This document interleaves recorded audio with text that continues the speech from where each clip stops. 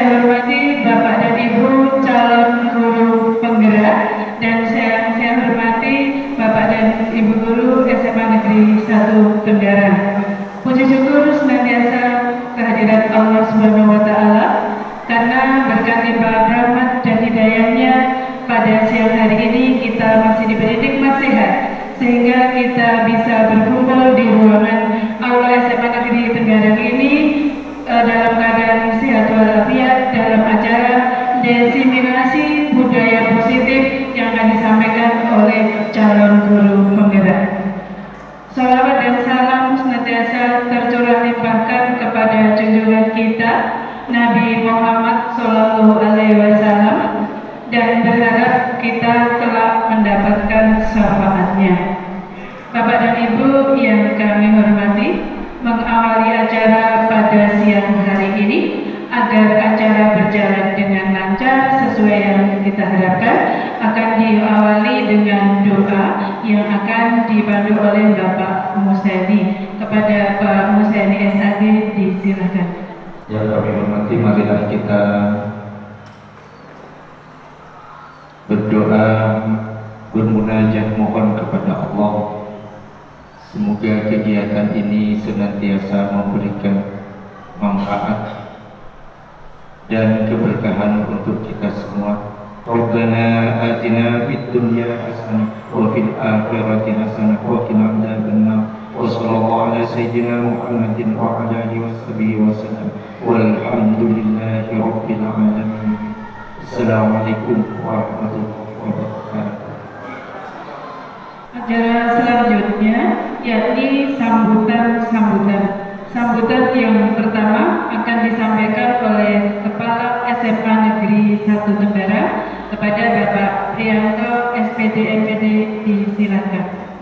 Assalamualaikum warahmatullahi wabarakatuh. Bapak Ismail Bahanan yang saya hormati, Ibu Maya, saya nggak tahu lengkapnya, kalau dengan ibu-ibu saya nggak mau mendetail ya. Yang saya hormati selaku pengajar praktik guru penggerak angkatan 7, dan Bapak Ibu sekalian yang saya hormati, khususon kepada guru penggerak angkatan 7 yang saya hormati, alhamdulillahirabbil alamin, kita dipertemukan oleh Allah di aula SMA Negeri 1 Tenggarang. Mudah-mudahan hajat kita ini bersama dengan ridho Allah Subhanahu wa Ta'ala. Bapak Ibu guru penggerak pada saat ini, yaitu dalam kaitan dengan budaya positif di SMA Negeri 1 Tenggarang sebagai aksi nyata modul 14. 1.4, ya Allah, astagfirullah, 1.4 ya, katanya dengan teknologi saat ini ya, oleh tim calon guru penggerak. Alhamdulillah alamin, mudah-mudahan ikhtiar panjenengan sebagai guru penggerak juga teman-teman ini namanya sudah positif, jadi pasti bagus, insya Allah bersama dengan ridho Allah Subhanahu wa Ta'ala. Saya selaku pimpinan tentunya sangat mendukung kegiatan ini, juga berharap kepada Bapak Ibu guru yang belum mengikuti jejak Bapak Ibu guru yang sudah menjadi calon guru penggerak ini bergerak untuk mengikuti, karena kita mau tidak mau harus mengikuti program pemerintah yang sedang berlangsung, yang sudah ditetapkan, sehingga Pancasila itu diimplementasikan secara utuh dari ketuhanan sampai dengan keadilan sosial bagi seluruh rakyat Indonesia. Saya pikir itu. Terima kasih. Mohon maaf. Wassalamualaikum warahmatullahi wabarakatuh. Sambutan yang kedua yakni dari pengajar praktek kepada Ibu Siti Ani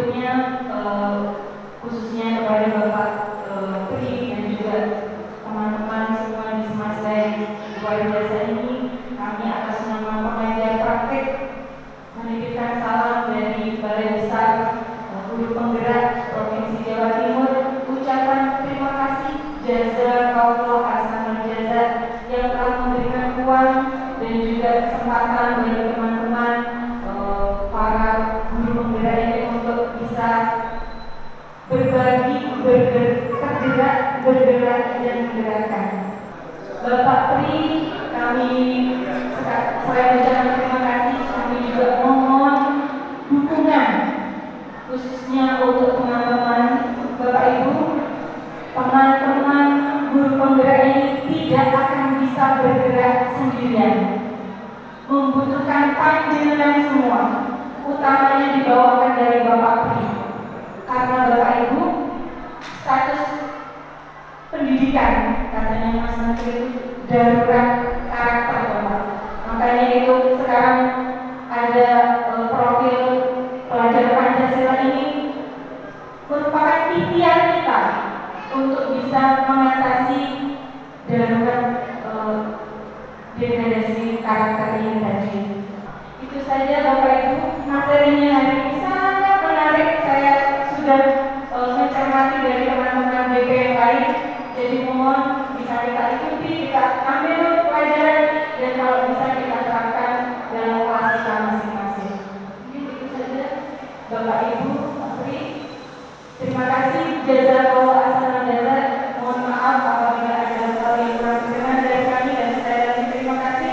Bila itu wassalamualaikum warahmatullahi wabarakatuh. Bapak dan Ibu yang kami hormati, karena guru penggerak ini pengajar prakteknya beda ya Pak, ada Bu Maya dan Pak Ismail ya.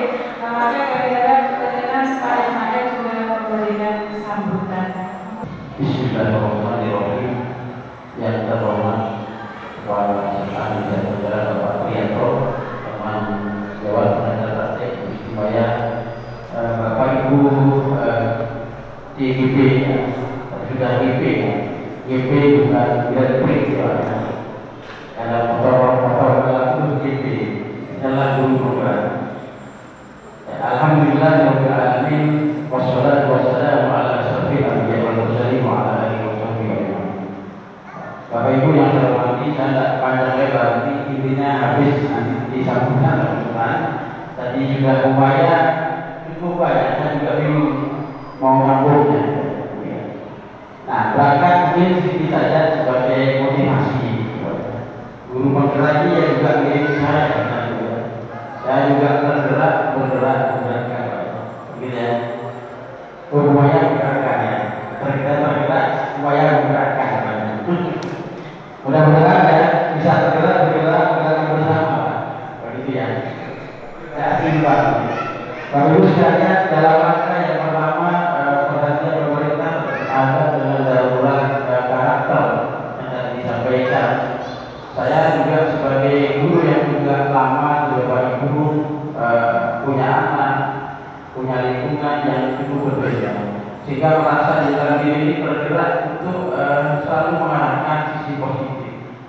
Saya tergerak karena ada sebabnya bukan ulama, tapi mungkin ulama mohon izin. Ada sebuah ayat, dua ayat yang ingin saya sampaikan untuk memotivasi kita, karena jaminan guru itu guru yang mungkin mengantar semuanya. Yang kedua terkait dengan mengapa GGP ini melakukan diskriminasi ya. Ini bahasanya bahasa keren ya. Bahasa alamnya peribahasa. Karena GGP belajar ilmu modul 1.4 yang perlu dibahaskan itu adalah dalam rangka bergerak bersama, bergerak menggerakkan. Saya kira itu subhanallah wa bihamdihi. Saya mohon maaf Pak Priyanto, Pak Bu Alimaya dan Bapak Ibu terus bergerak menggerakkan. Baik, Bapak Ibu, semangat! Gurunya bergerak, menggerakkan. Bapak dan Ibu yang berbahagia, tibalah kita di acara inti pada siang hari ini sesuai dengan jargon yang tadi disampaikan oleh Bu Maya ya, bahwa jargonnya guru penggerak itu tergerak, bergerak dan menggerakkan. Untuk itu marilah bagaimana bergerak, tergerak dan menggerakkan itu, marilah kita ikuti bersama dengan seksama penyampaian materi diseminasi budaya positif sebagai aksi nyata dari modul 1.4 oleh calon guru penggerak. Untuk itu teknisnya bagaimana, selanjutnya waktu kami serahkan kepada tim guru penggerak. Terima kasih Bu Nur atas waktu dan kesempatannya kita sampai pada acara inti. Bapak Ibu, sesi acara inti akan dimulai dari kegiatan diseminasi. Mungkin perlu diketahui bahwasanya kami berlima di sini duduk, apakah hanya satu orang yang berdiri? Tidak. Jadi kami satu-satu akan memaparkan materi. Kebetulan di materi budaya positif ini Bapak Ibu ada 6 konsep. Jadi nanti kami akan membagi tugas untuk konsep pertama tentang disiplin positif oleh Bu Iwi, kemudian selanjutnya ada Pak Masudi, berikutnya ada Pak Fahmi, lanjut saya, kemudian Bu Hanifah, kemudian putar terus sampai berakhir Bapak Ibu. Jadi mungkin Bapak Ibu nanti akan menyaksikan kok gantian gitu. Saya sampaikan di awal dulu. Berkolaborasi betul, jadi saling mengisi gitu. Dan nanti juga akan mengajak Bapak Ibu untuk berinteraksi. Baik Bapak Ibu, kami serahkan waktu perdana kepada Bu Wiwi Haryati yang akan memaparkan tentang disiplin positif. Kepada Bu Wiwi dipersilakan. Baik, terima kasih banyak kepada Bu Nurul atas kesempatan yang diberikan. Mohon izin kepada Bapak Prianto, kemudian pada Bapak dan Ibu pengajar praktek yaitu Ibu Mayani dan Bapak Ismail Bahana. Saya mohon izin untuk menyampaikan paparan memang bagian saya dengan berdiri begitu ya, mohon izin ya. Ya baik, Bismillahirrahmanirrahim. Alhamdulillahirabbil alamin. Allahumma sholli ala sayyidina Muhammad wa ala ali sayyidina Muhammad. Rabbi shrah li amri wa hlul min lisani yafqahu qawli. Yang kami hormati Bapak Prianto yang sudah memberikan ruang kebebasan untuk melakukan diseminasi kepada CGP Angkatan 7 dari SMA Negeri 1 Tenggara.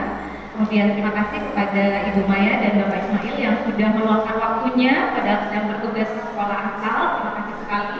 Itu adalah bentuk dukungan yang luar biasa kepada kami. Dan terima kasih pula kepada Bapak Ibu rekan sejawat yang sudah meluangkan waktu mengajar di kelas ataupun yang masih istirahat di ruang guru. Terima kasih sudah hadir di sini untuk sama-sama belajar bersama kami. Terima kasih sekali lagi. Baik Bapak Ibu, ini waktunya sangat sempit untuk saya langsung saja disiplin positif. Mendengar kata disiplin itu sesuatu hal yang sangat menantang bagi kita. Belum lagi pekerjaan kita sebagai guru sudah cukup menantang, apalagi dihadapkan dengan kata-kata disiplin. Next. Ya. Nah, sebelum ke sini ada permainannya. Bapak Ibu, tolong berpasangan dulu. Dua-dua. Sudah berpasangan dua-dua, ya, tolong. Nah, sekarang kalau sudah berpasangan, salah satu pasangan, ya, itu tangan kanannya seakan-akan, ya, punya harta karun yang ingin dilindungi dan digenggam erat-erat. Ayo coba, ini Bu Juna dengan Bu siapa? Bu Nancy, ya, siapa yang akan punya harta karun? Salah satu saja yang punya harta karun, tidak dua-duanya, salah satu. Dengan Pak Agung, ya, siapa yang punya harta karun? Oh, oke, Pak Niko, ya, oke. Sudah coba, ini perlu dicoba, perlu dipraktekkan. Bu Wiwi Mukartiwi dengan Bu Menteri, siapa yang punya harta karun? Bu Wiwi Mukartiwi, oke. Nah, sekarang, yuk, coba ya, kita mulai bersama-sama. Bu Wawat dengan Bu Antika, siapa yang punya harta karun? Bu Wawat atau Bu Antika? Bu Wawat, oke. Ya, sekarang yang merasa punya harta karun atau yang mendapatkan peran mempunyai harta karun, tolong digenggam harta karunnya dengan tangan kanan sekuat-kuatnya, please. Sudah? Nah, pasangannya yang tidak punya harta karun, tolong ya, yang punya harta karun itu digoda, dirayu, ataupun dipaksa untuk mau melepaskan genggamannya agar terbuka tangannya. Coba, tolong dipaksa. Genggam sekuat-kuatnya yang punya harta karun. Ayo, please. Ayo, sekarang coba dirayu, dipaksa ataupun dibujuk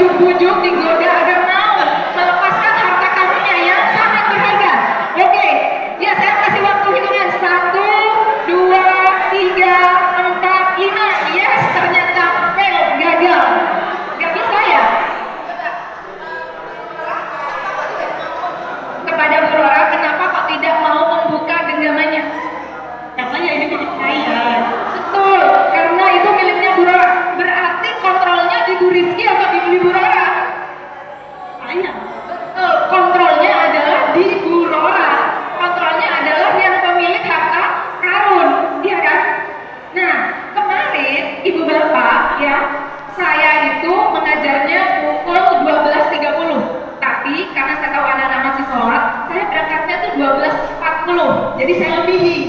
Saya mengajar berangkat dari LTI 1 ke timur. Dan ini yang saya temukan, ya. Yang saya temukan adalah gambar-gambar A, B, C. Ya. Pertama saya menemukan yang C.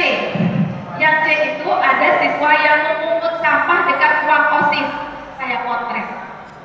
Kemudian saya jalan lagi. Ya, ada kelas, ya. Kemudian saya tertarik. Saya masuk, ada anak tidur. Nah, kemudian kebetulan kelas saya tuh harus presentasi dan masih menyiapkan LCD. Jadi saya jalan lagi ke masjid untuk melihat beberapa peristiwa yang bisa saya potret. Ya, kemudian saya nyebrang aja deh. Saya nyebrang, kemudian sampai saya di warung yang merupakan idola anak-anak. Nah, di situ itu yang saya potret kakinya. Mohon maaf karena itu nanti akan saya tangani. Ya, saya sudah ada perjanjian dan harus memegang kesepakatan itu dengan anak tersebut. Itu yang salah satu pegang rokok, Ibu Bapak. Ya, nah ada gambar A, gambar B, gambar C. Sekolah kita sebenarnya sudah punya tata tertib, punya disiplin, sudah punya kesepakatan. Ya, tetapi apakah kita bisa mengontrol mereka? Sama tadi dengan genggaman mempertahankan harta karun. Apakah kita bisa mengontrol? Bisa. Ya. Sebenarnya bisa, tapi apakah 100%? Tapi nggak tahu dilaksanakan apa enggak? Iya, betul. Ya, kita seolah-olah bisa mengontrol mereka. Mereka seolah-olah mau mematuhi tata tertib, tetapi kontrol pikiran mereka kita tidak bisa. Ya, mereka masih mencari kebebasan mereka atau melakukan sesuatu yang mereka sukai selama ada kesempatan. Nah, seandainya saya lanjutkan pertanyaannya, pilihan perilaku mana yang ibu bapak sukai? C. Karena sudah berperilaku baik untuk memungut sampah yang tidak di tempatnya. Bagus sekali. Jadi perilaku C itu baik sekali. Kenapa? Karena dia melaksanakan salah satu peraturan sekolah, ya, menjaga kebersihan. Dan salah satu keyakinan kita bahwa kebersihan itu sebagian dari iman. Berarti ada keyakinan di situ yang dia pahami. Oke. Next.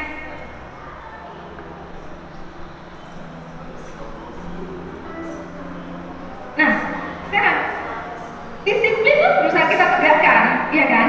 Tetapi kadang-kadang ya itu sangat menantang dan buktinya ada anak-anak yang lolos, ya. Biasanya kalau kita sudah berhadapan dengan disiplin, ya kata-kata disiplin berarti hubungannya satu dengan tata tertib, ya, dengan peraturan, dengan aturan, dengan kepatuhan seperti itu. Dan ada lagi pasti dengan hukuman dan rasa ketidaknyamanan. Ya, nah sebenarnya kita selama ini terjebak dalam ilusi menurut William Besson, ya, dalam choice theory kita itu ada miskonsepsi. Kita merasa bahwa murid kita itu patuh pada guru, padahal nggak semuanya. Yang kedua, kita juga ada ilusi, ya, bahwa dengan penguatan positif, ya, itu akan berjalan dengan efektif penegakan dari disiplin. Ataupun kita merasa dengan ini kritik, ya, ataupun dengan kata-kata yang membuat orang merasa bersalah, itu juga akan membuatkan karakter. Ataupun, ya, kita merasa orang dewasa, kita bisa memaksa siswa, padahal mereka adalah manusia yang bebas. Next.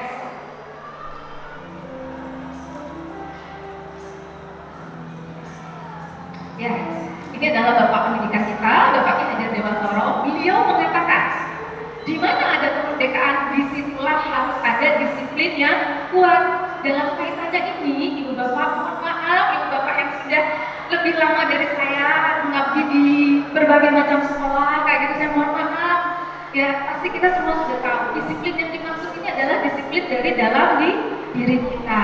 Ya, dan untuk menciptakan murid yang merdeka, syarat utamanya adalah disiplin yang kuat yang berasal dari motivasi intrinsik. Ya, kalau ini Pak Arif, Bu Yuningsih, Bu Rina, ya, ataupun Pak Imam pasti sudah sangat tahu sekali sebagai guru bimbingan Katolik yang sering mendampingi dan menangani anak-anak baik itu untuk masa depannya ataupun untuk menyelesaikan permasalahannya.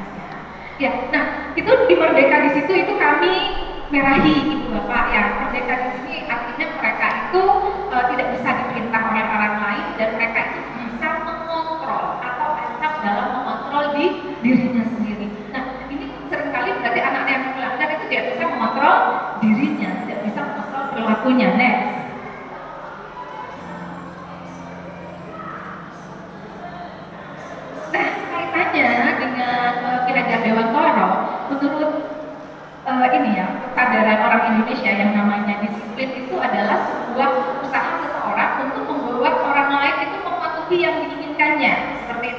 Dan sejalan dengan hal tersebut ya, Giant Gosen ya itu menyampaikan bahwa disiplin berasal dari bahasa Latin yaitu discipline yang artinya belajar, yang asal katanya itu dari disciple yang artinya murid atau pengikut. Jadi murid atau pengikut itu diharapkan mau belajar, tapi mereka itu harus paham apa yang dipelajari.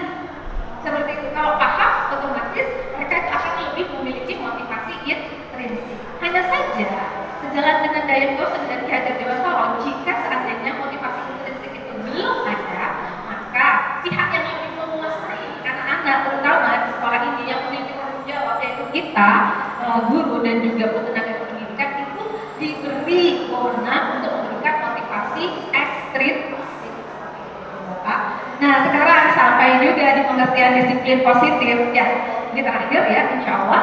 Nah disiplin positif merupakan kemampuan seseorang dalam mengontrol dirinya dalam mengambil tindakan yang mengacu pada nilai-nilai kebajikan yang dia ini. Salah satu contohnya itu ada siswa memungut sampah kan, dia bisa mengontrol dirinya, dia bisa memerintah dirinya, itu ada sampah berserakan, ya saya ambil, saya akan buang ke tempat sampah agar ada estetika sebagai wujud syukur terhadap sekolah yang luar biasa indah ini, yang luar biasa luas ini, begitu. Dan juga keyakinan anak tersebut bahwa kebersihan sebagian dari iman. Jadi nanti memang mengacunya pada nilai-nilai kebajikan.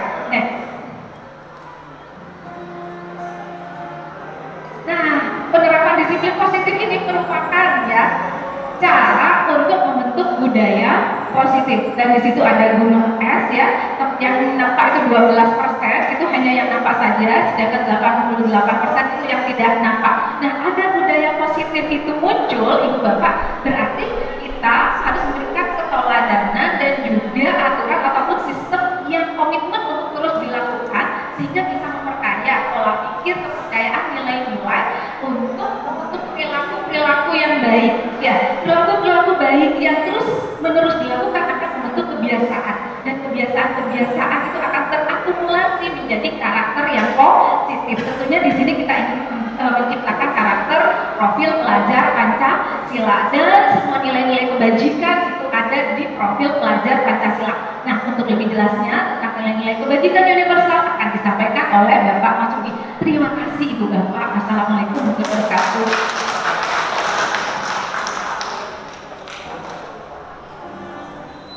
Assalamualaikum warahmatullahi wabarakatuh. Bapak Ibu,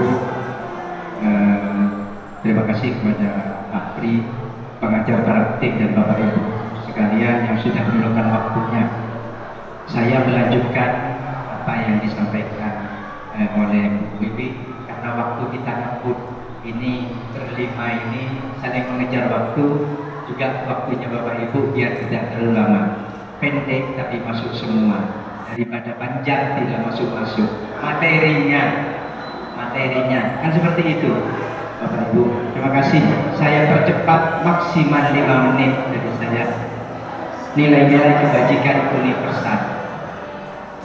Nah Bapak Ibu, tadi ada disiplin positif, kemudian ada kontrol diri, sehingga setelah bisa mengontrol dirinya maka dia bisa mengeluarkan nilai-nilai kebajikan secara universal. Kalau dalam istilah agama itu mujahadah an-nafsi, kemampuan diri mengontrol diri sendiri, kemampuan mengontrol diri sendiri ini nilai-nilai kebajikan. Nah, sekolah adalah institusi moral, jadi yang diutamakan adalah moralnya yang dirancang untuk membentuk karakter para warga di sini. Dilanjutkan.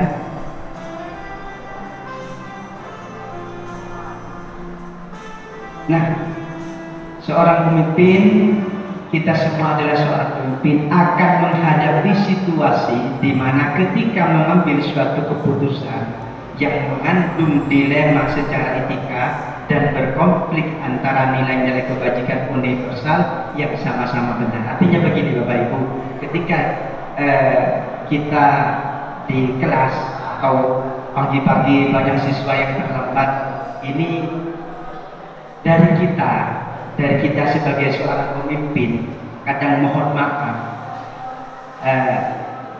ini bisa mungkin mengubah dari secara pelan-pelan kemampuan mengontrol diri seorang guru, seorang pemimpin ketika menemukan sebuah masalah di kelas,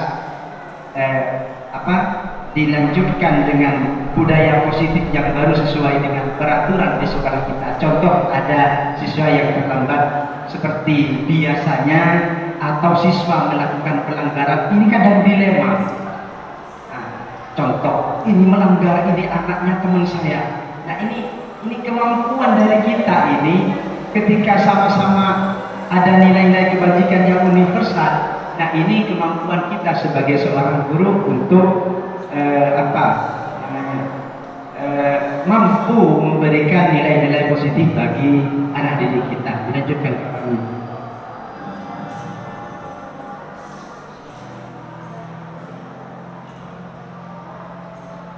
Dalam pengambilan suatu keputusan seringkali kita bersinggungan prinsip-prinsip etika. Dilanjutkan dulu, biar dilanjutkan nanti saya jelaskan semuanya. Kemudian nilai kebajikan universal yang meliputi hal-hal seperti keadilan, tanggung jawab, kejujuran, bersyukur, lurus hati, berprinsip, integritas, kasih sayang, rajin, komitmen, perjanji, kesabaran, dan lain-lain. Ini nilai-nilai kebajikan secara universal. Nilai-nilai kebaikan atau nilai-nilai kebajikan. Tetapi ada banyak hal selain yang ini, Bapak Ibu.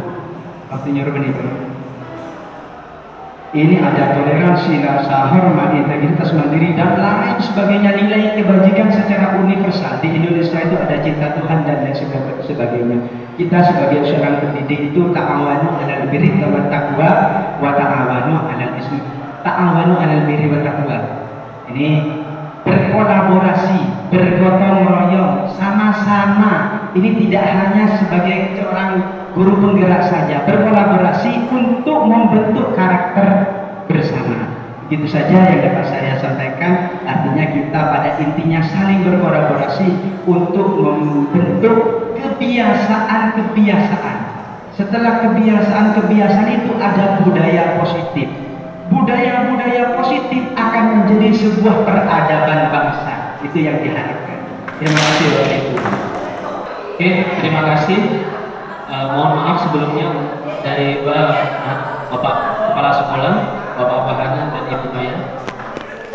Saya lanjutkan untuk yang materi selanjutnya, yaitu tentang teori motivasi tentang perilaku siswa. Next.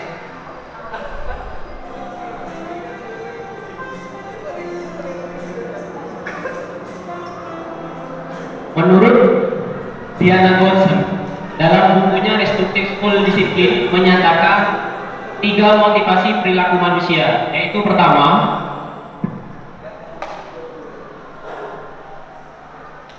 untuk menghindari ketidaknyamanan atau hukuman. Yang kedua adalah untuk mendapatkan imbalan atau penghargaan dari orang lain. Dan yang ketiga, untuk menjadi orang yang mereka inginkan dan menghargai diri sendiri dengan nilai-nilai yang mereka percayai. Next. Yang pertama, memiliki penjelasan tingkat terendah dari motivasi perilaku manusia. Biasanya orang yang memiliki motivasi seperti ini itu dilakukan untuk menghindari hukuman atau ketidaknyamanan. Akan bertanya apa yang akan terjadi apabila saya tidak melakukannya. Dan motivasi ini masih bersifat eksternal. Next. Untuk motivasi yang kedua, untuk mendapatkan imbalan atau penghargaan, yaitu suatu motivasi yang sudah ada di satu tingkat di atas. Perilaku ini untuk mendapatkan atau penghargaan dari orang lain. Orang ini akan bertanya, apa yang akan saya dapatkan jika saya melakukannya? Seperti itu. Motivasi ini juga masih bersifat eksternal. Biasanya ada rangsangan dari luar. Next. Dan yang terakhir, untuk menjadi orang yang mereka inginkan. Orang dengan motivasi ini akan bertanya, akan menjadi orang seperti apa jika saya melakukannya.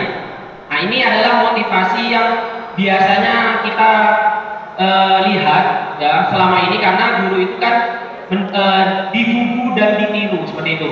Dan motivasi ini itu datang dari diri kita sendiri, internal. Next.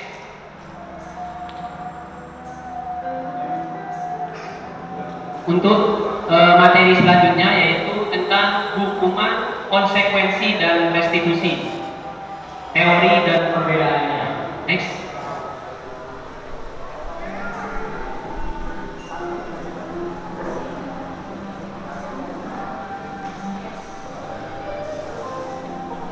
Keadaan yang kita saat ini ketemukan yaitu tindakan terhadap suatu pelanggaran pada umumnya berbentuk hukuman dan konsekuensi. Ini yang sering kita lakukan.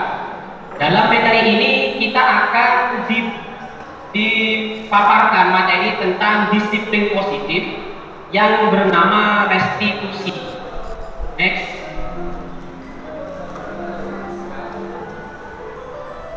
Restitusi adalah suatu proses kolaborasi atau kolaboratif yang mengajarkan murid untuk mencari solusi untuk masalah yang mereka hadapi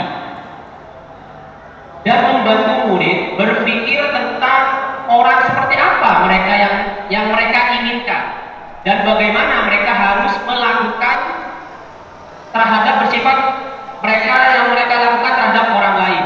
Next. Di sini adalah perbedaan antara hukuman dan konsekuensi beserta restitusi. Mohon Bapak Ibu di sana bisa contoh yang pertama. Murid atau anak belajar menyembunyikan kesalahan. Ini jika kita menyelesaikan masalah dengan hukuman.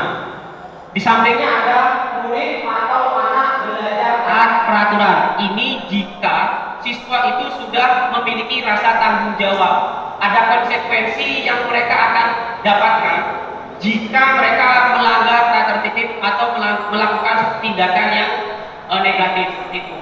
Sedangkan untuk restitusi di situ sudah dijelaskan murid atau anak belajar memecahkan masalah. Jadi nanti dengan restitusi itu kita sebagai guru hanya sebagai fasilitator, mendampingi. Untuk apa? Untuk murid atau anak belajar memecahkan masalah yang mereka hadapi. Nanti akhirnya akan menciptakan suatu kesepakatan atau keyakinan kelas itu. Contoh yang kedua, hukuman.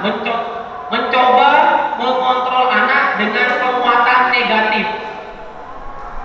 Kamu harus seperti ini, kamu harus ini, kamu sudah salah. Nah, seperti itu, menghardik ya, membayar impas kesalahannya. Jadi kita kesalahannya besar, kita harus memberikan hukuman yang besar pula.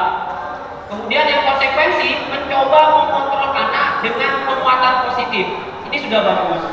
Nah, di sini ada diberikan satu pemecahan masalah, yaitu restitusi. Penjelasannya adalah anak paham bahwa dirinya sendiri yang pegang kendali terhadap dirinya, yang memegang kendali terhadap kontrol dirinya. Nah, di sini sudah double tanggung jawab. Siswa itu sudah tahu akan tanggung jawabnya dan juga siswa mengerti akan akibat atau dampak yang akan ditimbulkannya. Seperti itu. Terus contoh yang selanjutnya, dampak pada murid marah, merasa bersalah, rendah diri, dan mengasingkan diri. Ini yang kita akan hindari nantinya. Jika kita melakukan identitas hukuman itu, nanti akibatnya atau dampak terhadap murid itu, satu, marah, merasa bersalah, rendah diri, dan mengasingkan diri. Sedangkan untuk yang konsekuensi itu ada kehilangan hak, waktu jeda seseorang diri atau time out, dan yang terakhir adalah penahanan. Nah, di sini Kurman memberikan jawaban atau KHD memberikan jawaban dengan restitusi. Murid atau anak tidak kehilangan waktu, namun bersemangat untuk memperbaiki diri.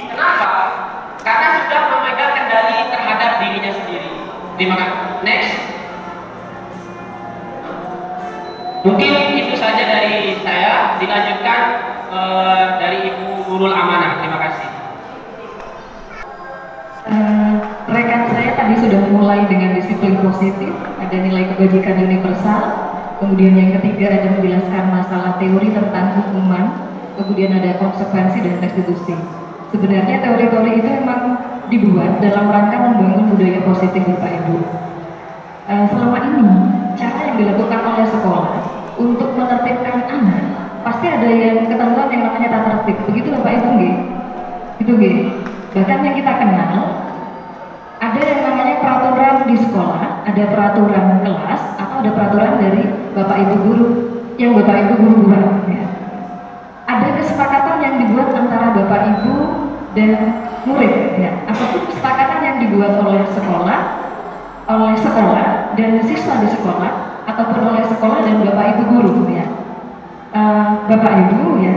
Judulnya keyakinan kelas. Apa itu keyakinan kelas? Kenapa kok guru berbicara masalah peraturan dan tata tertib kelas? Apa hubungannya, gitu? Bapak Ibu, keyakinan kelas itu diyakini sebagai sebuah upaya yang dilakukan itu dalam rangka membangun motivasi intrinsik dari seorang siswa, kalau itu dalam lingkupnya sekolah, atau kita mungkin sebagai guru, jika memang ingin kita itu ingin menjadi orang yang memiliki disiplin positif ataupun budaya positif. Coba kita simak di sini. Ini ada Bu Nancy menggunakan masker, tapi banyak yang tidak menggunakan masker. Ada Bu menggunakan masker, termasuk saya. Ya. Pertanyaannya, mengapa kita memiliki peraturan tentang penggunaan helm saat mengendarai kendaraan roda 2? Yang kedua, mengapa kita memiliki peraturan tentang penggunaan masker dan mencuci tangan pada saat pandemi? Ya. Bapak Ibu Bu Nancy, kenapa kok bermasker?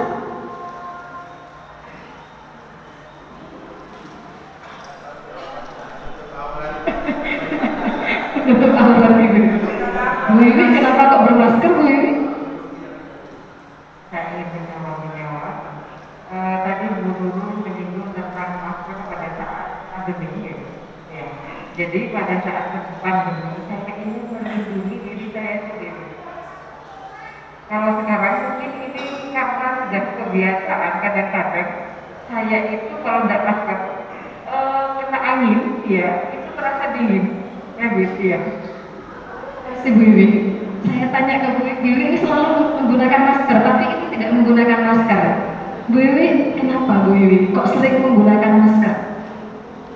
Baik, walaupun sekarang masa pandemi, walaupun sekarang pandeminya sudah mulai turun ya Bu, kemudian Pak Jokowi itu sudah mencabut aturan memakai masker, tetapi saya orangnya rentan untuk sakit flu dan batuk, dan pernah pengalaman sakit flu dan batuk selama 2 bulan terus. Jadi saya harus menjaga diri saya baik-baik karena di rumah ada ibu saya yang komorbid dan saya masih punya anak. Gitu. Keyakinannya Bu Iwi Haja, Bu Iwi besar, ya, dengan Bu Iwi Haryati berbeda Bapak Ibu. Jadi alasannya berbeda. Kalau Bu Iwi ini di masa pandemi, karena saya terbiasa di masa pandemi menggunakan masker, sekarang itu saya kok menjadi risih dan seakan-akan itu ada debu yang masuk. Kalau Bu Iwi, dia masih tidak yakin, walaupun sudah normal, masa normal, dia itu merasa masih belum aman. Di rumah itu ada yang perlu dijaga, sehingga Bu Iwi ini secara otomatis, ya, Bapak Ibu terus membentengi dirinya supaya tidak menularkan virus di rumah, begitu. Jadi keyakinannya berbeda-beda.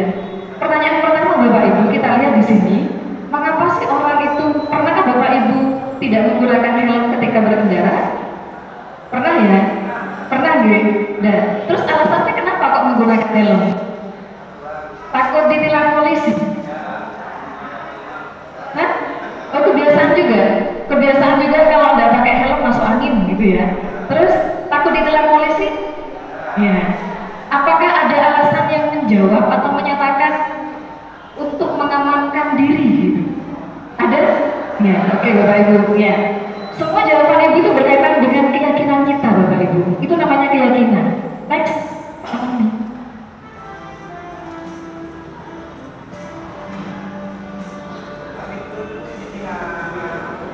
Judulnya keyakinan kelas, ya.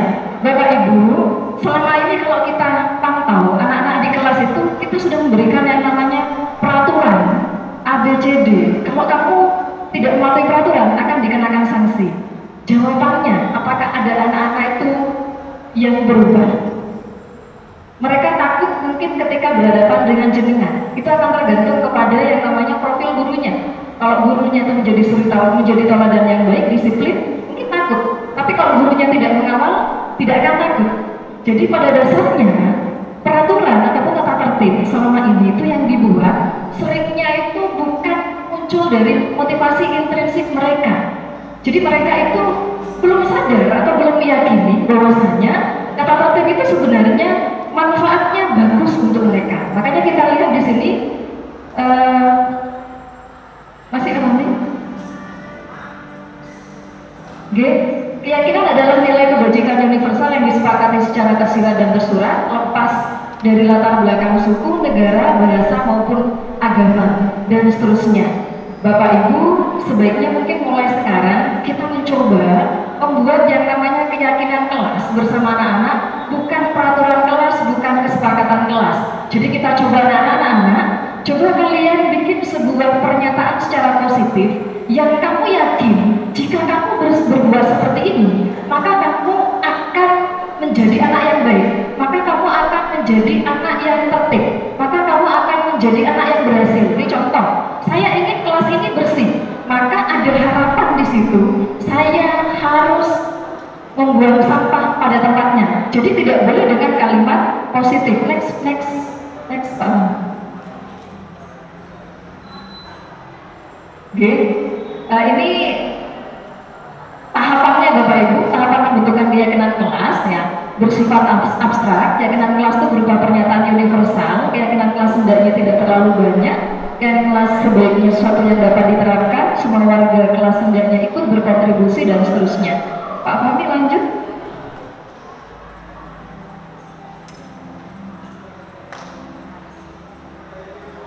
Contoh, jangan berlari di kelas atau koridor. Itu kalimat negatif. Kalimat positif, berjalanlah di kelas atau koridor.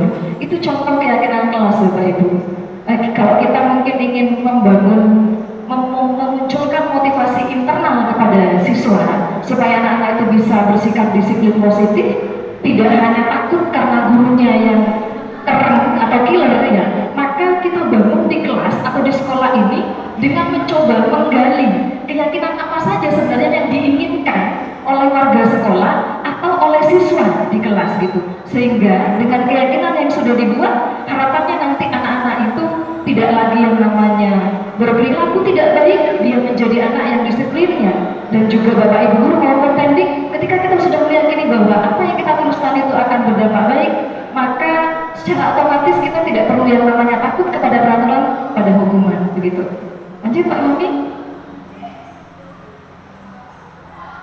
Prosedur pembentukan keyakinan kelas ya Bapak Ibu, ini mungkin secara prosedur sudah kita ketahui bersama ya.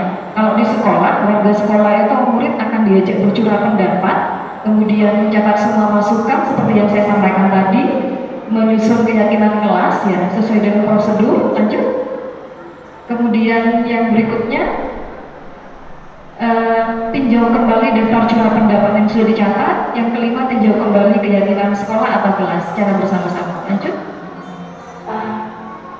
Yang kedua, setelah keyakinan sekolah atau kelas selesai dibuat, maka semua warga kelas dipersilakan meninjau ulang. Yang ketujuh, keyakinan sekolah atau kelas selanjutnya akan dibimbing kelas ya. Seperti yang saya ulas tadi Bapak Ibu, setelah anak mencatat, kemudian kita pantau per 1 bulan, apakah betul anak-anak itu akan mengikuti ya keyakinan yang sudah dia buat sendiri. Kita tinjau ulang lagi. Berarti kalau misalkan ternyata dia misalkan yakin kalau saya datang tepat waktu ya, maka saya tidak akan tertinggal pelajaran ya. Kita buktikan apakah benar anak itu akan ada peningkatan motivasi belajar gitu. Jadi memang perlu tinjau kembali. Next Pak Fahmi. Ini hanya salah satu contoh Bapak Ibu. Contoh keyakinan harus disampaikan secara positif. Demikian dari saya, dilanjutkan oleh Bu Hanifah Ayunari. Mohon izin Pak, Ibu Maya, Bapak Ismail, dan Bapak Ibu guru semua. Setelah tadi di awal kita membahas tentang disiplin positif, tentunya untuk mewujudkan suatu budaya positif. Tapi kalau kita kembalikan lagi di lingkungan sekolah kita, pasti juga banyak anak-anak yang melakukan pelanggaran disiplin, begitu ya. Maka disinilah kita perlu tahu sebenarnya apa yang mendasari anak-anak melakukan pelanggaran tersebut, apa yang melatar belakangi. Ternyata yang melatar belakangi itu adalah kebutuhan dasarnya. Apakah mereka sudah merasa terpenuhi kebutuhan dasarnya atau tidak? Di situ yang melatar belakangi. Apa saja 5 kebutuhan dasar manusia itu? Mari kita lanjutkan. Saya akan memaparkan tentang kebutuhan dasar manusia berdasarkan studi kasus ini. Mari Bapak Ibu, di sana ada kasus Ibu Ambar, adalah guru wali kelas kelas 2A di SD Pelita Haki, sedang bingung menghadapi kelas salah satu muridnya di kelas yang namanya Doni. Jadi Doni ini ternyata mengambil paksa bekal makan temannya. Jadi itu sering kali, gitu ya. Nah, sebenarnya fokus kita ke kalimat yang paling bawah. Kira-kira apa alasan Doni melakukan hal itu? Kira-kira apa ya Bapak Ibu? Lapar ya, ada yang bilang lapar gitu ya. Alasan lain? Kenapa Pak? Doyan makan ya, doyan makan. Mungkin ada yang lain?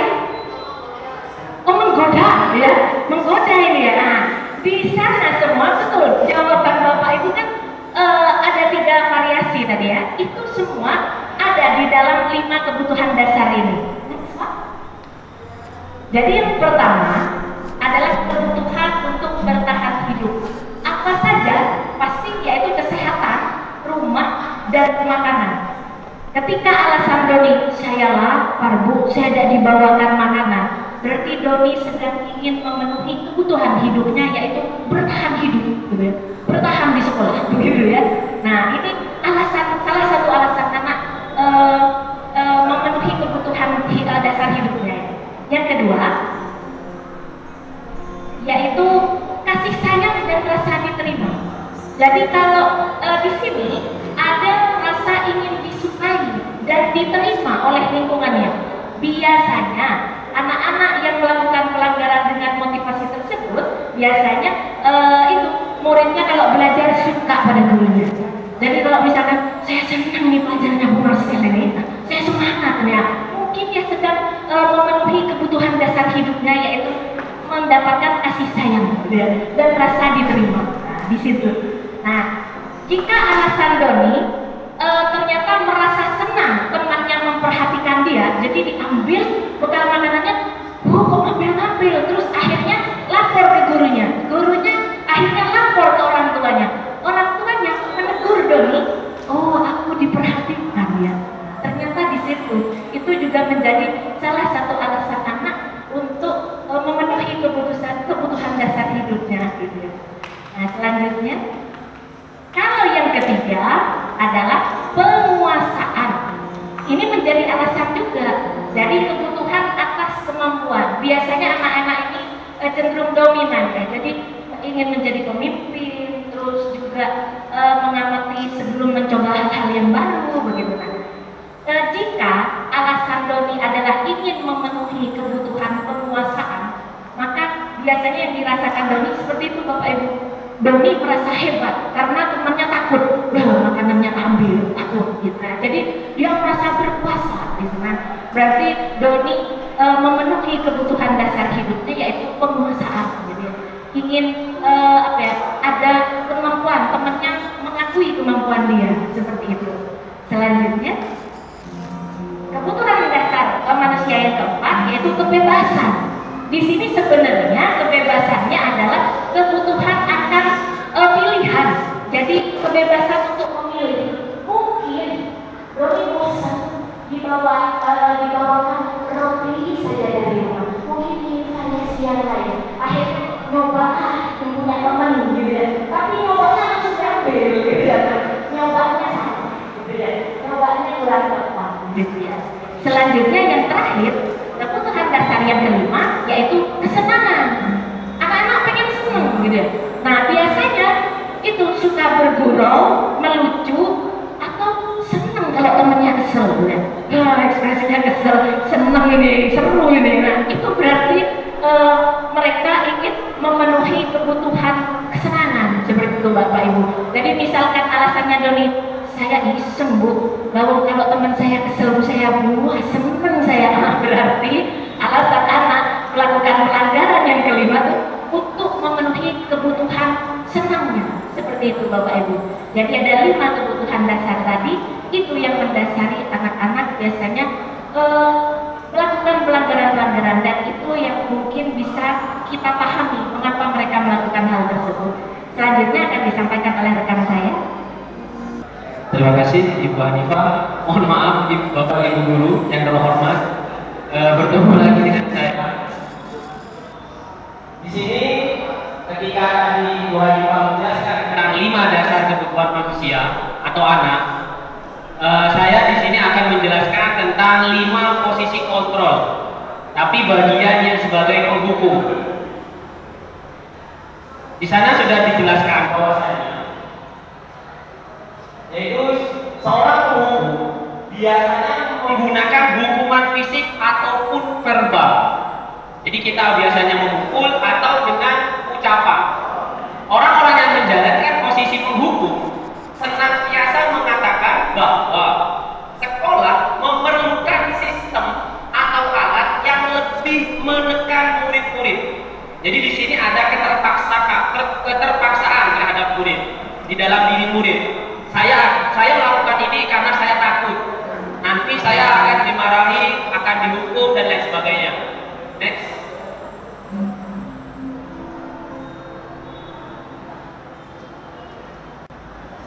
Jadi biasanya sistemnya atau alatnya akan ditambah. Kemudian di sini sudah dijelaskan juga guru-guru yang menerapkan posisi penghukum akan berkata. Nah ini biasa kita, terutama saya lakukan ya. Tapi saya mau mencoba untuk belajar, terus belajar. Yang pertama adalah patuhi saya, atau awas kalian, atau awas kamu, seperti itu kan? Patuhi aturan saya. Kamu selalu salah. Seperti itu. Kamu selalu saja salah. Kamu bodoh. Kata-kata kamu bodoh. Wah, luar biasa. Kemudian yang ketiga,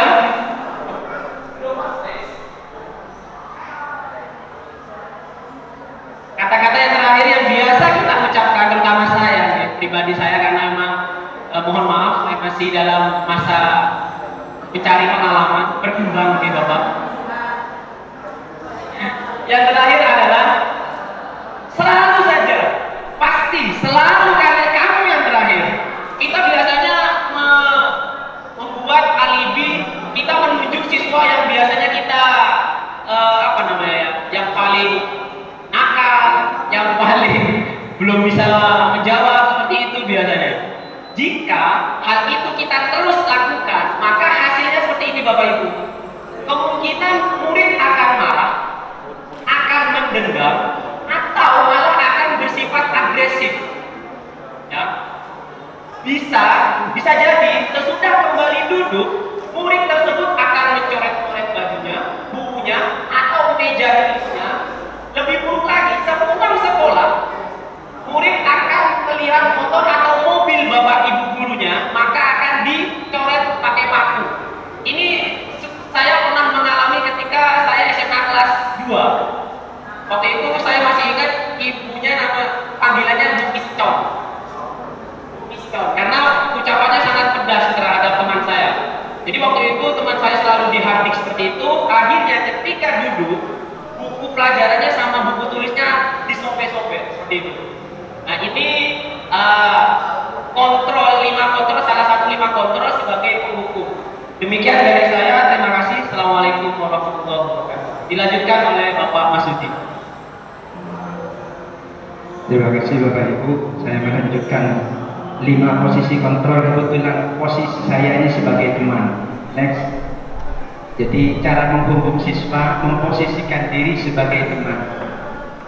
Nah, jadi posisi yang kedua, posisi guru menjadikan posisi siswa itu sebagai teman. Guru pada posisi ini tidak akan menyakiti murid, namun akan tetap berupaya mengontrol murid melalui persuasi. Posisi teman pada guru bisa negatif ataupun positif. Positif di sini bisa berupa hubungan baik yang terjalin antara guru dan murid. Guru di posisi ini, teman menggunakan hubungan baik dan humor untuk mempengaruhi seseorang. Mereka akan berkata, jadi kita akan berkata kepada murid, ayolah bantu Pak Masudi, ayolah bantu saya demi bapak saya, kan tidak enak sama kepala sekolah ini posisi kita seperti, ayo ingat tidak bantuan bapak selama ini. Nah ini kemudian ya sudah, kali ini tidak apa-apa, nanti bapak bantu. Nah ini posisi kita sebagai seorang teman. Next.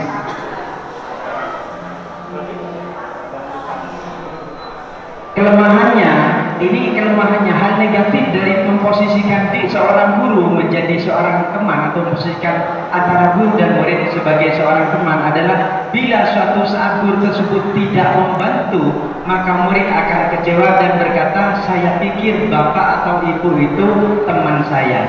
Jadi murid merasa dikecewakan dan tidak mau lagi berusaha.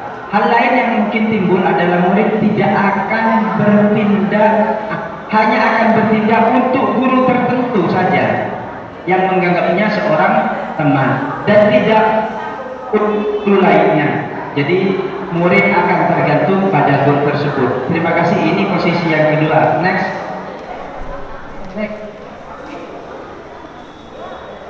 Ibu Bapak ya, bertemu lagi dengan saya ya.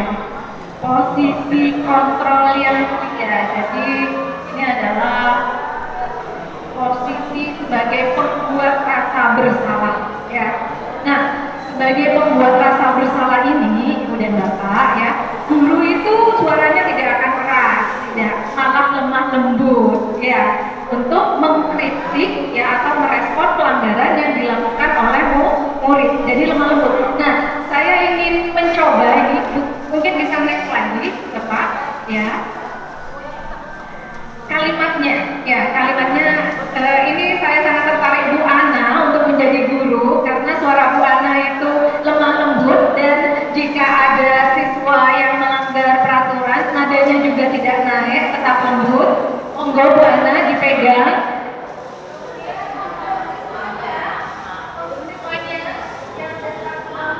Rokok, saya minta Pak Masudi tolong nanti suaranya merasa ini ya, bersalah ya, dan sedikit mengecewakan. Siap. Monggo Ibu. Kelihatan Bu yang tampilan di depan membacakan itu.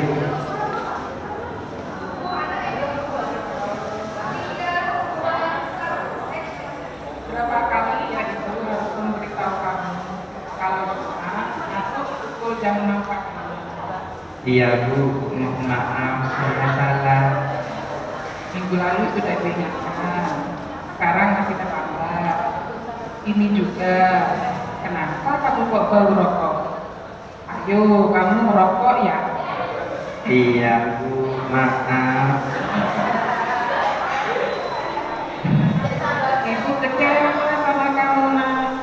Bagaimana jika ibu kamu tahu kamu sudah terlambat, ditambah sekarang kamu juga merokok, pasti ibu kamu akan kecewa. Maaf Bu.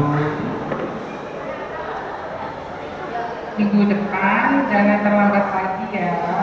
Baca Yasin dulu, baru ibu beri surat izin masuk kelasnya.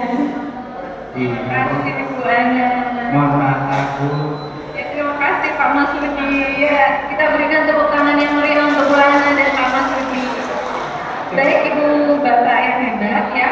Nah, starting pointnya bahwa ini adalah posisi kontrol sebagai pembuat rasa bersalah adalah misalnya kamu sering melanggar, sekarang melanggar lagi begitu, dan suaranya tuh lembut, nggak naik. Ya, ini biasanya kadang-kadang Pak Masudi, maaf Pak siapa Pak Muzani kadang-kadang juga seperti itu, ataupun Bu Kamila deremaco ibon beten deki todus deki ibon beten sosa deremaco kayak gitu ya, kadang-kadang di ruang guru piket. Jadi yang biasanya awalnya suaranya naik, tapi kalau ketemu sudah kemudian dari macon Mbak Andrea, nah gitu, jadi suaranya lembut, tidak naik, kemudian ada kata-kata ibu kecewa sama kamu, kayak gitu. Jadi ini merupakan posisi kontrol sebagai pembuat rasa bersama, ya Ibu Bapak. Dan untuk selanjutnya saya persilakan menurut seperti kontes Bapak Ibu ya.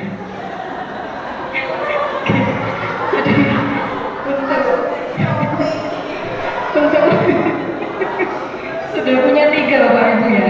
Ada 5 posisi kontrol yang memang sering kita perankan dalam kehidupan sehari-hari, khususnya mungkin ketika belajar di sekolah ataupun di kelas Bapak Ibu.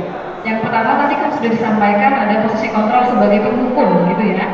Ini yang sering kita lakukan. Kemudian yang kedua, posisi kontrol sebagai teman, Pak Sudi ya. Jarang tapi yang merasa sebagai teman karena gurunya jaim. Yang ketiga itu adalah sebagai merasa bersalah ya. Begitu ya? Gimana Bu? Pembuat merasa bersalah ya. Ini juga jarang ya. Khusus untuk guru-guru yang mungkin akrab atau dekat dengan murid Bapak Ibu. Nah, posisi kontrol yang keempat yang akan saya jelaskan yaitu posisi sebagai pemantau dan pengawas. Ini maksudnya gimana ya? Ini sebenarnya posisi kontrol yang memang lumrah digunakan ya, dalam kehidupan sehari-hari. Ada tata tertib ya, kemudian kita sebagai guru akan menegur anak ketika melanggar tata tertib Bapak Ibu. Jadi peran kita itu adalah sebagai pengontrol dari tata tertib yang sudah diberlakukan di sekolah. Nah, misalkan ya, ini jam berapa? Jam 7.30 Bu. Maksudnya jam berapa? Jam 7.00 Bu. Kamu tahu masuk sekolahnya jam berapa? Jam 7.00 Bu. Kenapa kok datang 7.30? Itu pertanyaannya begitu Bapak Ibu ya. Mohon maaf Bu, saya terlambat kesiangan. Itu kan sering alasannya anak seperti itu Bapak Ibu gitu. Karena di sekolah ada tata tertib, jika anak terlambat lebih dari 10 menit ya, maka anak-anak akan diberikan sanksi untuk berliterasi terlebih dahulu. Nah, itu yang dimaksud dengan posisi kontrol sebagai pengawas. Ada tata tertib, kita kemudian memberikan sanksi kepada anak-anak ketika anak tersebut melanggar tata tertib gitu Bapak Ibu. Jadi peran pengawas itu memang harus ada namanya dokumen pengikat tata tertib sekolah. Itu Bapak Ibu. Ada sanksi yang memang sudah disepakati bersama, ada konsekuensi juga ya. Lanjut? Sudah? Oke, terima kasih. Dilanjutkan oleh Bu Hanifah. Ini yang terakhir Bapak Ibu untuk 5 posisi kontrol. Jadi posisinya yang terakhir yaitu sebagai manajer. Memang yang diharapkan sebenarnya kita bisa melakukan posisi kontrol yang di sini. Jadi penekanannya sebenarnya bukan pada konsekuensi, tapi penekanannya adalah berkolaborasi dengan murid gitu. Saya pun juga masih belajar gitu ya. Tapi kalau saya rasa yang sudah mempraktekkan ini banyak sekali di sini Bapak Ibu gitu ya. Jadi guru yang memposisikan sebagai manajer biasanya guru akan berbuat sesuatu bersama dengan murid. Jadi sambil berdiskusi dengan murid. Kemudian mempersilahkan murid mempertanggungjawabkan perilakunya. Jadi membiarkan murid berpikir salahnya apa, terus nanti bagaimana solusinya untuk memperbaiki keadaan ini. Jadi murid yang dipersilahkan sendiri ketika melakukan pelanggaran apa yang mau diperbaiki bagaimana. Seperti itu. Tentunya berdasarkan keyakinan kelas. Makanya keyakinan kelasnya harus dibentuk dulu. Baru kita bisa memposisikan diri sebagai manajer begitu. Nah, harapannya tentunya murid yang mandiri, merdeka, dan yang penting adalah bertanggung jawab di situ atas segala perilaku dan sikapnya. Jadi udah melakukan pelanggaran, dia akan bertanggung jawab sendiri. Oh ya sudah tahu kalau terlambat, keyakinan kelasnya apa? Oh keyakinan kelasnya harus misalkan membersihkan kelas gitu. Nah jadinya dia akan menyodorkan sendiri solusinya seperti itu. Jadi kita hanya menggiring saja. Dan di manajer sudah tidak ada juga tunjuk-tunjuk kamu telat, tidak ada gitu ya. Jadi hampir sama nadanya seperti pembuat rasa bersalah. Jadi tidak ada marah-marah, tidak ada nada tinggi gitu ya. Jadi di sini cuma nada do rendah gitu ya. Jadi kamu terlambat gitu ya. Jadi seperti itu ya. Nah contohnya kalimatnya saya sertakan di sini. Nah di situ. Jadi contoh memposisikan diri sebagai manajer seperti itu Bapak Ibu. Jadi kalau sudah terlambat, ditawarkan lagi, kira-kira bagaimana kamu akan memperbaiki masalah ini. Jadi membiarkan anak berpikir, begitu, berpikir lagi. Akhirnya murid sadar, oh iya Bu, sesuai kesepakatan kelas saya menyambung kelas kalau terlambat, gitu. Jadi dia yang mengingat sendiri, seperti itu Bapak Ibu. Nah, gurunya tidak ngikutin, baik, itu bisa dilakukan. Kemudian ditanyakan, apa bisa kalau besok datangnya tepat waktu? Atau ada masalah kalau datang tepat waktu? Jadi ditanyakan lagi, seperti itu Bapak Ibu. Lebih penekanannya pada diskusi di sini, kolaborasi dengan siswa, gitu. Jadi sampai ada statement, enggak Bu, saya nggak ada masalah besok, saya insya Allah bisa hadir tepat waktu, begitu. Nah, jadi dan terakhir juga ada statement guru sangat menghargai usaha anak untuk memikirkan solusinya sendiri. Jadi kita harus beri penghargaan. Oh ya, saya hargai usahamu. Jadi kita harus berikan statement itu untuk membuat anak juga, oh ya, saya sudah menyelesaikan permasalahan saya sendiri. Nah, ini yang sebenarnya diharapkan. Jadi mari kita bersama-sama semoga bisa mewujudkan budaya positif di SMA Tenggara, sekaligus bisa memposisikan diri kita sebagai posisi kontrol sebagai manajer. Terima kasih. Ya, Ibu Bapak menyambung ya. Tadi Bu Hanifah ya terakhir menyampaikan dari 5 posisi kontrol itu sebenarnya boleh untuk diterapkan untuk menegakkan disiplin positif di sekolah kita.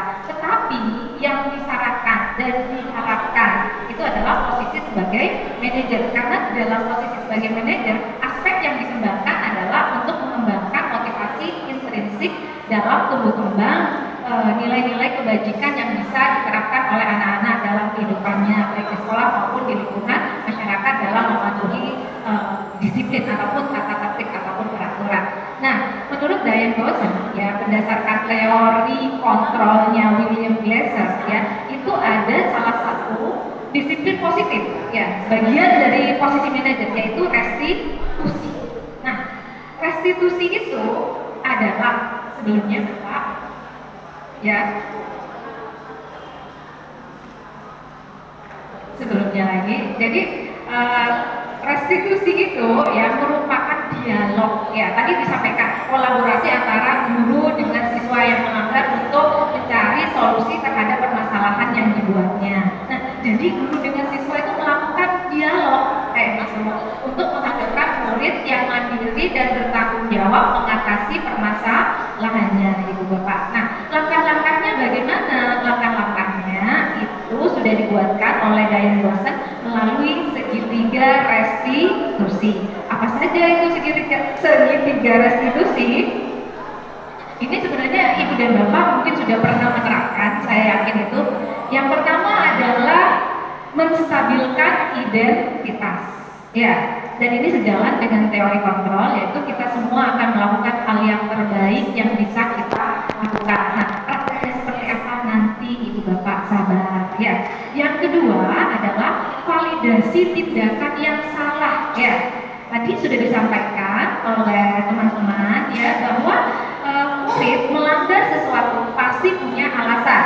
Alasannya adalah bisa jadi ingin memenuhi 5 kebutuhan dasarnya. Nah, yang ketiga dari segitiga itu yaitu menanyakan keyakinan. Nah, menanyakan keyakinan ini hubungannya adalah dengan nilai-nilai kebajikan yang dimiliki baik itu di kelasnya, di sekolah maupun di lingkungan masyarakat. Nah, seperti apa prakteknya? Mari kita lihat saya dulu. Bapak Ibu, mari kita simak seperti apa sebenarnya praktek dari segitiga restitusi. Perlu diketahui Bapak Ibu, di antara 5 posisi kontrol itu memang yang paling ideal bisa kita terapkan untuk membudayakan disiplin positif kepada anak adalah konsep dari posisi kontrol sebagai manajer. Nah, di posisi kontrol sebagai manajer ada yang namanya praktek disiplin dengan praktek yang disebut dengan segitiga restitusi. Mari kita simak videonya.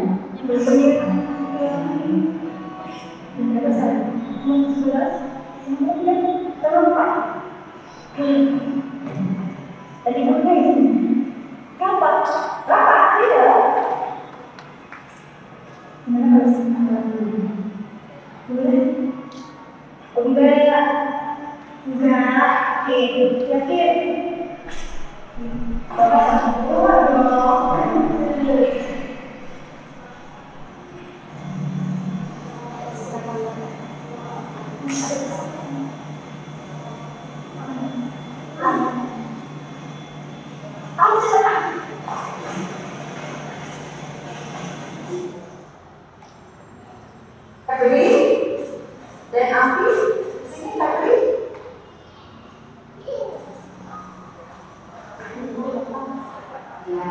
Ini dapat laporan nih dari Pak Kiki, satpam sekolah kita. Ya, Anda tahu kalau kalian ada dalam suatu permasalahan?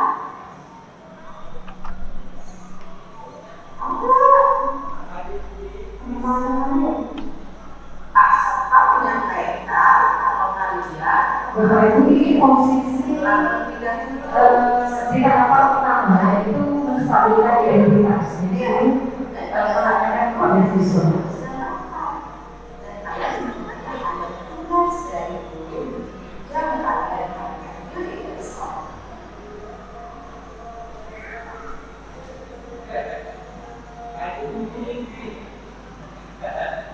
Benar ya? Kalian bilang dulu ya. Yang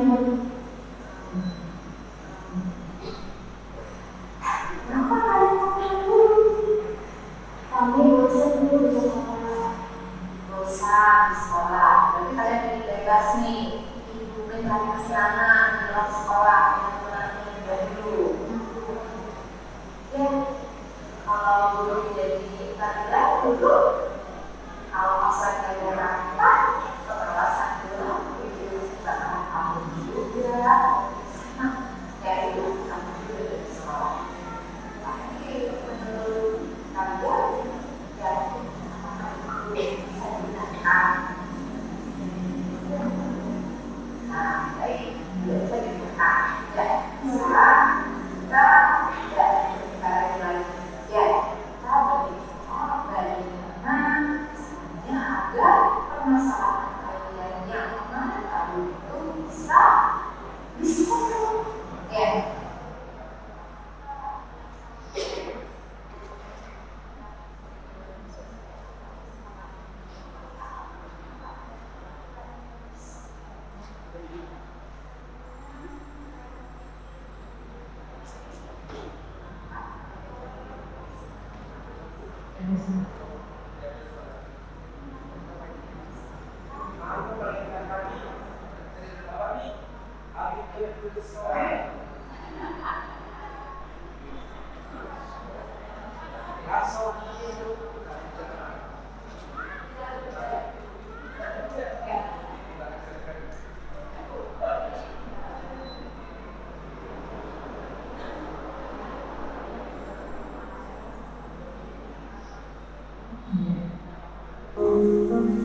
Bapak Ibu,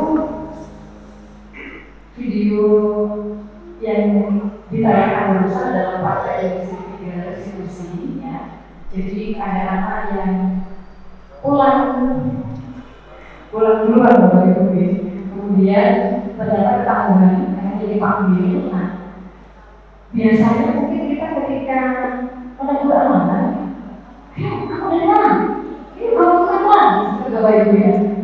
Tidak dibenarkan Bapak Ibu. Menurut teorinya teori ideal dari posisi kontrol sebagai manajernya itu terlebih dahulu menanyakan apa sih sebenarnya alasan dari anak itu, kenapa sih dia kok pulang dulu, karena itu akan lebih humanis, lebih manusiawi. Kita tidak bisa menjustifikasi orang Bapak Ibu. Setiap keputusan pasti ada alasan itu Bapak Ibu. Itu di kegiatan menstabilkan identitas. Jadi kita tanyakan kepada anak, kenapa kamu kok pulang dulu? Tadi jawabannya, iya Bu, kami itu berusaha sekolah gitu ya. Akhirnya kemudian sampai kepada kegiatan yang tahapan yang kedua, yaitu validasi kegiatan yang sama. Akhirnya dihubungkan dengan Bapak Ibu ya. Kamu tahu apa yang sudah kamu lakukan itu salah ya? Karena apa saya lakukan yang belum salah? Apakah ini sudah waktunya pulang? Belum. Maksudnya kan jadi seperti itu. Kemudian tahapan yang ketiga, yaitu tahapan Bapak Ibu menanyakan keyakinannya. Ya. Kira-kira kalau kamu pulang dulu, apa kerugian yang kamu dapatkan? Khususnya akhirnya ketinggalan pelajaran berikutnya.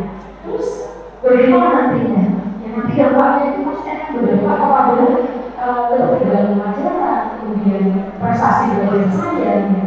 Di situ Bapak Ibu kemudian anak-anak itu akan diajar untuk kembali mungkin memunculkan motivasi intrinsik dari anak bahwasanya keyakinan kelas, keyakinan kelas kan di kelas kita sudah dimakan keyakinan baru kayaknya apa? Ya disepakati ya bahwasanya anak itu yakin bahwa kelas belajar memang dari jam pertama sampai dari jam terakhir gitu. Dan anak yakinnya bahwasanya dengan kegiatan belajar dari awal sampai dengan terakhir, anak itu akan mendapatkan manfaat positif dan akan berbeda kegiatan belajar. Itu mungkin Bapak Ibu dilanjutkan dengan Pak sudah ya. Bapak Ibu, oke. Langsung ini refleksi nanti penutupnya dari Bu Yumi. Bapak Ibu, kami ingin bertanya Bapak Ibu, mungkin dari siapa yang sudah pernah mempraktekkan segitiga restitusi, mungkin dalam menangani permasalahan siswa atau dalam upaya untuk mendisiplinkan anak atau untuk membentuk budaya positif atau untuk membentuk disiplin positif kepada anak. Ada yang pernah melakukan segitiga restitusi? Pak Uzan pernah ya Pak ya? Alhamdulillah Bapak Ibu. Ada Bapak Ibu yang pernah memposisikan di posisi, tadi kan berarti kalau segitiga restitusi kan berarti di posisi manajer di posisi pengawas. Pengawas itu sebagai pengontrol. Ini ada taktiknya. Kamu mau ada konsekuensinya gini. Ada kan? Kayaknya yang banyak itu. Ya, benar kan? Pak Hasan itu ya. Nah, kalau Pak Hasan saya paham ya. Pak Hasan itu pasti posisinya lebih dominan di pengawas pengontrol. Ada yang namanya bukti otentik, yang namanya peraturan atau keyakinan. Kemudian dia berusaha mengkonfirmasi pada anak. Konsekuensi yang akan diterima jika kamu mau dari peraturan seperti ini, apakah kamu sudah tahu? Ya sudah tahu. Kalau tadi kamu mungkin menanyakan lebih lanjut kepada anak-anaknya, membangun dari motivasi intuisi kepada anak, langsung kamu dengan sanksi. Itu di posisi pengawas saja. Yang berikutnya di posisi kontrol sebagai penghukum. Apakah ada? Posisi penghukum itu tidak pernah memberikan peraturan, tidak ada peraturan di dalam penghukum. Ada? Ada Bapak Ibu? Bisa jadi gitu. Kalau kita sudah jadi kaya, mentahnya pasti kamu ini ya dari jauh. Ibu kemarin kamu terlambat, ibu ini kamu terlambat, sekarang kamu terlambat lagi gitu ya. Kita tidak makan mereka sudah terlambat gitu ya. Tapi kita mau kasih dengan peraturan sekolah. Nah, itu menghukum Bapak Ibu.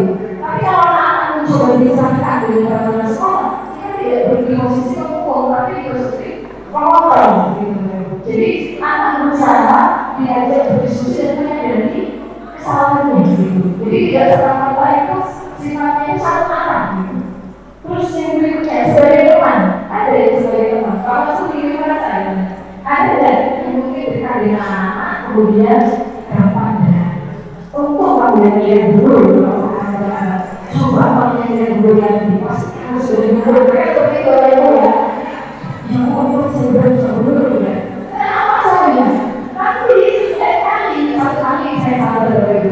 Kalau lagi, Bu, masuk ya.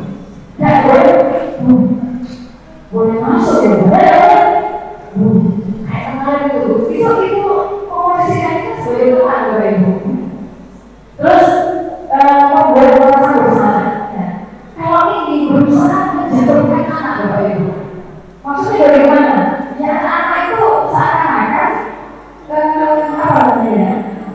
Ya dari posisi dia itu harus merasa bersalah. Kamu tidak kasihan malah dulu. Saya itu sudah sekolah, datang ke sekolah untuk memberikan kurikulum ya.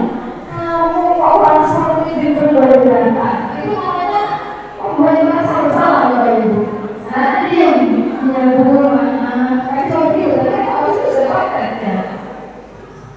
lalu jalan di mana? Ini perlu bersama. Kok saya? Kamu jangan malam lagi. Kalau bikin dulu nggak mau bicara lagi.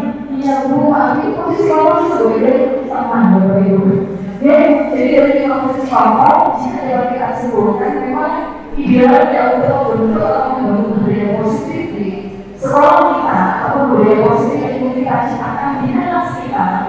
Maka sebisa mungkin kita memposisikan diri sebagai posisi manajer. Coba dari alasan anak kenapa dia melakukan pelajaran, kita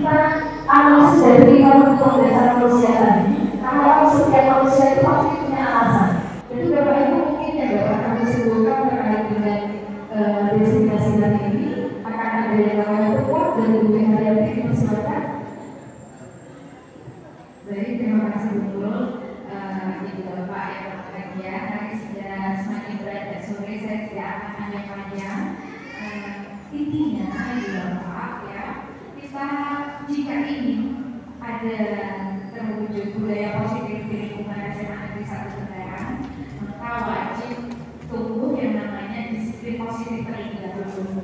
Agar apa? Agar terwujud murid yang berkarakter profil pelajar Pancasila sebagaimana tujuan pendidikan saat ini. Tidak hanya itu saja, tetapi juga terwujud murid yang menjadi pembelajar sepanjang hayat sampai akhirnya lulusan sekolah SMA Tengaran itu memiliki kompetensi seperti yang diharapkan. Ya, maka kita sebagai warga sekolah beserta pemangku kepentingan yang lainnya di bawah pimpinan Bapak Priyanto harus punya komitmen yang kuat, saling menghayati, saling memahami untuk bersama-sama mencoba belajar menerapkan disiplin positif kepada murid-murid kita, tentunya melalui ketauladanan dan juga sistem yang konsisten ulang.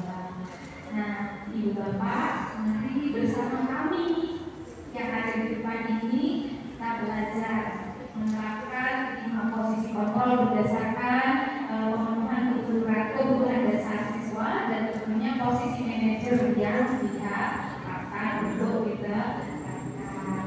Ya, akhir kata kami cukupkan sekian dan sebelum saya ucapkan salam, semoga dunia bergerak menggerakkan pelajaran kita semua.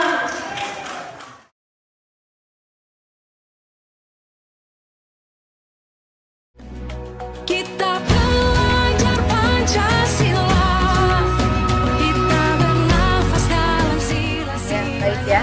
Kalian tentunya tahu kenapa kalian untuk minta usul terhadap ini terkait dengan kegiatan pembelajaran biologi ya, dimana saat presentasi teman kalian di depan yang membahas masalah bioteknologi, kalian melakukan kegiatan lain ya. Seharusnya bagaimana sih siswa itu di kelas pada saat ada temannya sedang presentasi? Kalau menurut Ijul, seharusnya bagaimana Zul? Dia menyimak, mendengarkan.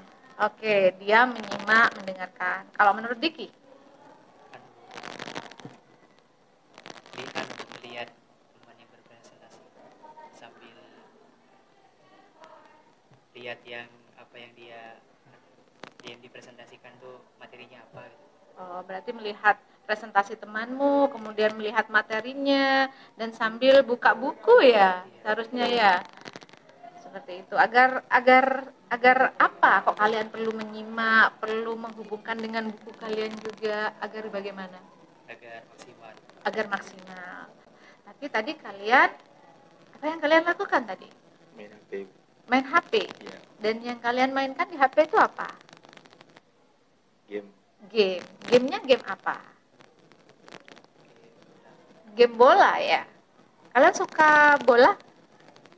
Iya. Suka main sepak bola juga kan ya? Hah? Oh, suka game aja. Senang ketika main game. Senang ya? Menghilangkan stres. Oh, menghilangkan stres. Iya. Ya nggak masalah kalau orang untuk menghilangkan stres itu melakukan kesukaannya. Bowie saja kalau nonton film Korea ya, itu juga suka ya. Malah bisa nggak tidur kebablasan kalau nonton film Korea karena suka, karena senang. Ya.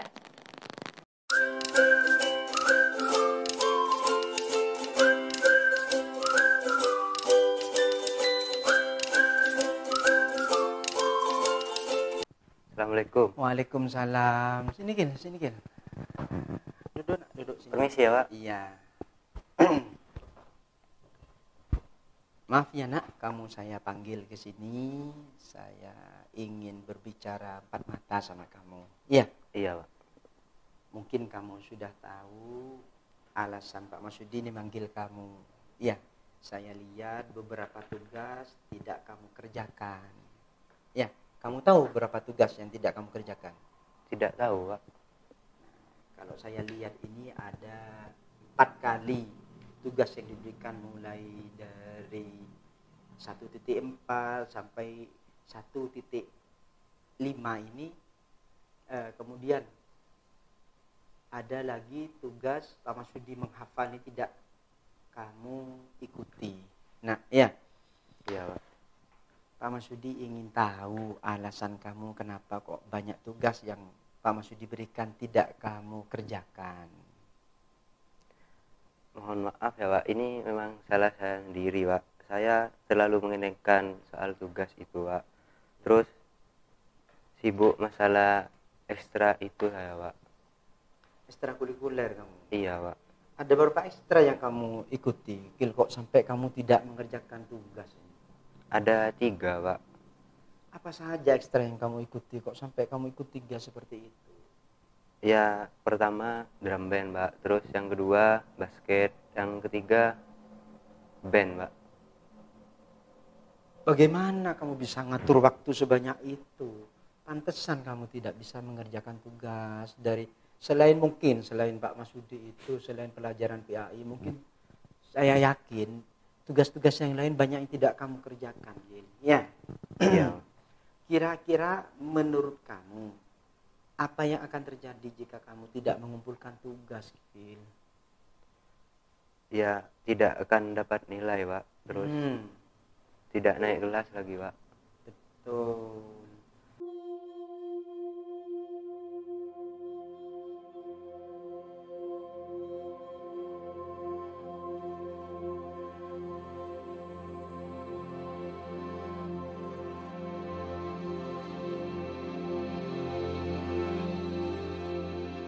Silakan masuk, Budi.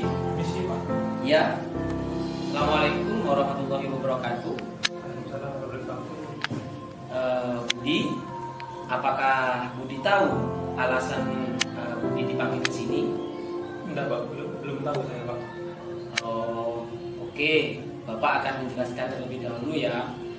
Budi, Bapak panggil ke ruangan ini karena Budi sudah terlambat 3 kali. Sehingga Budi wajib untuk Bapak panggil.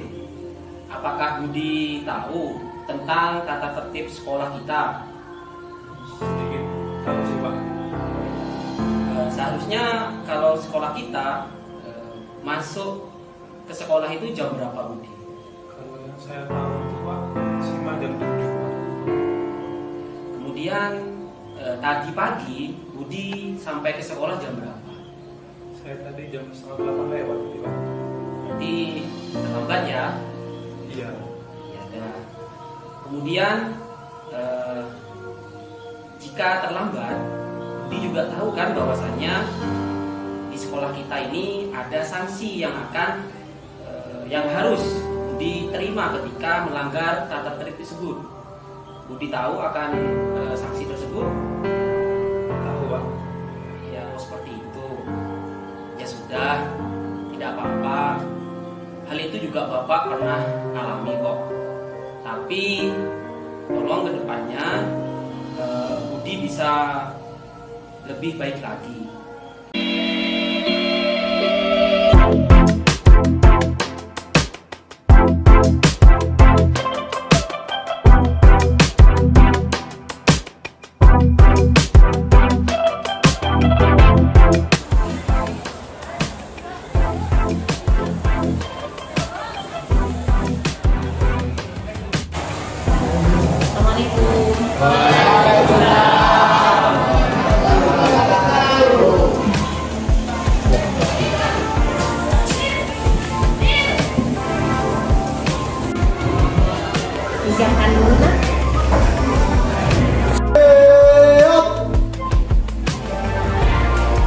Sebelum memulai pelajaran pada pagi hari ini, marilah kita berdoa menurut agama dan kepercayaan masing-masing. Berdoa dimulai.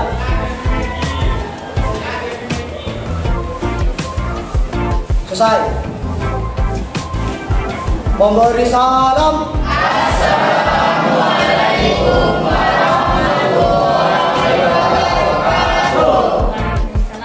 wabarakatuh.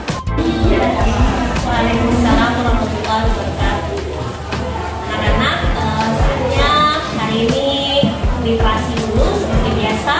Kalian harus membaca buku selama 15 menit. Silakan keluarkan bukunya dulu. Silakan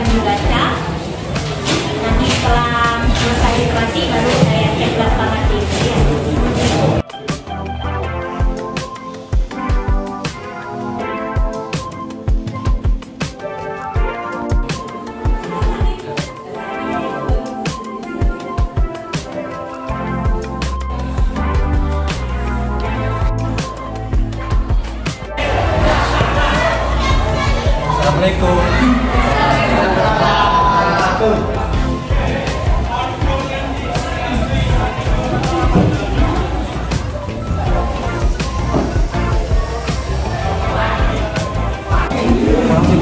Saya Kamu sudah telat. Minggu lalu? telat. Ya, minggu lalu telat. Hari ini juga telat. Tapi ya sudah. Sekarang kita cari penyelesaian. Yang namanya telat, salah, ya nggak apa-apa. Tapi ada solusi yang harus kamu utarakan, harus kamu usulkan untuk menyelesaikan kejadian tadi.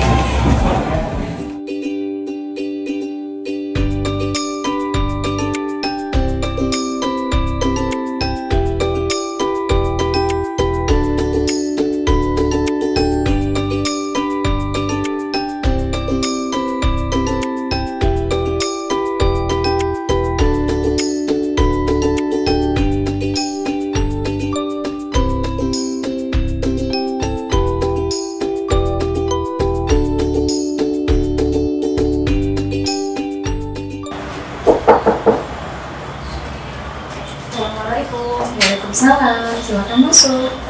Masuk nak? Duduk.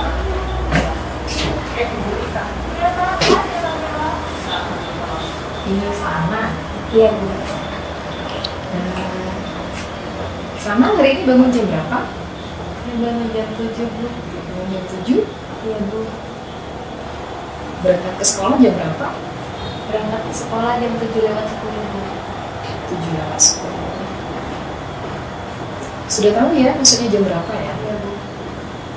Maksudnya jam berapa? Jam 7. Jam 7. Ya. Baik. Apakah Ivana tahu kenapa Bu Nurul panggil ke sini? Tidak tahu. Oh, tidak tahu. Ya. Begini nak ya. Kenapa Ivana dipanggil? Ya, karena tadi kebetulan Bu Nurul bertugas sebagai guru piket dan saya melihat Ivana berjalan ya, di lorong depan sana dan tanpa konfirmasi kepada guru piket ya. Ivana saya lihat tiba-tiba masuk kelas gitu ya.